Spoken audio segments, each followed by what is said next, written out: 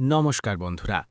আজ ভারতের প্রতিরক্ষা ইতিহাসে এমন এক মুহূর্তের কথা বলবো যা ভবিষ্যতের যুদ্ধনীতিকে একেবারে নতুন দিকে নিয়ে যেতে পারে।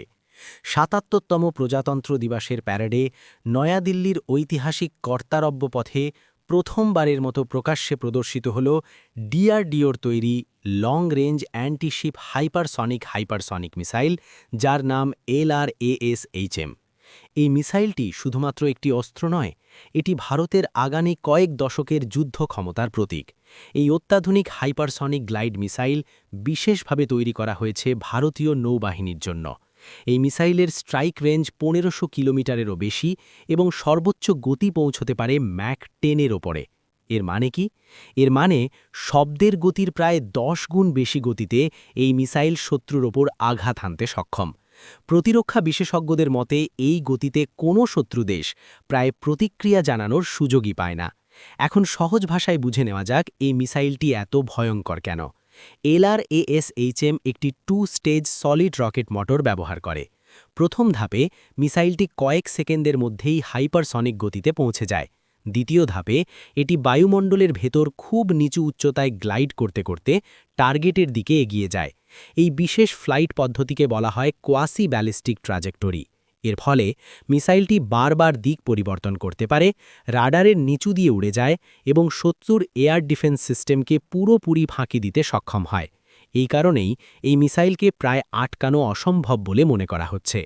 এই মিসাইলের প্রধান লক্ষ্য হল শত্রু দেশের যুদ্ধজাহাজ, আধুনিক ডেস্ট্রয়ার এবং সবচেয়ে গুরুত্বপূর্ণ এয়ারক্রাফট ক্যারিয়ার।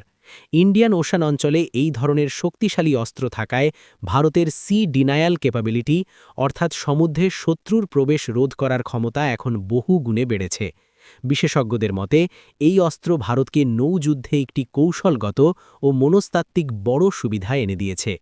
এই মিসাইলটি ২০২৪ সালের শেষ দিকে ডক্টর এপিজে আব্দুল কালাম দ্বীপ থেকে সফলভাবে পরীক্ষিত হয়। এরপর একাধিক সফল পরীক্ষার পর এখন এটি পাবলিক ডিসপ্লে পর্যায়ে এসেছে।